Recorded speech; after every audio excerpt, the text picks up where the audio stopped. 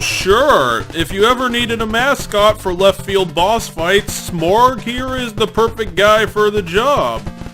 Well, not guy per se, but more like random pile of crap. Let's start off this chapter boss review with a bit of recap. The idea of Chapter 6 was that it was going to be a non-combat section where the player was going to ride a beautiful, elegant locomotive right to their next crystal star located in a tourist paradise, Poshly Heights. The chapter was going to be all puzzles, and it did implement some realistic, brilliant detective stories about missing possessions and a touch of hauntings that made walking back and forth 5 different train cars interesting and exciting. Even when the players reach the halfway point, the train station where they have to find the generator and combat starts happening, it's still puzzle focused. More often than not, with the player going on key hunting ventures and discovering the Ultra Boots to finish the job.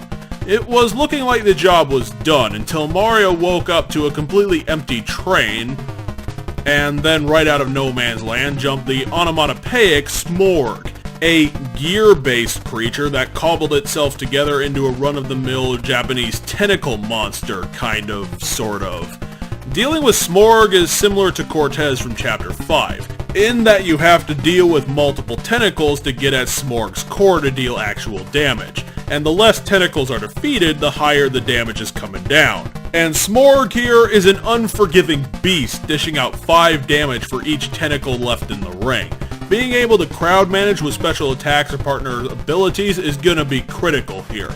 Sometimes Smorg will switch tactics and throw out one special tentacle with higher health and higher attack power, but otherwise it's a simple boss fight with high health and a great concept in spite of the nonsensical appearance of the creature. If you're asking how it got on the train and why, you're asking the wrong question, my friend. And it is one of the bosses that can be good on the gameplay itself.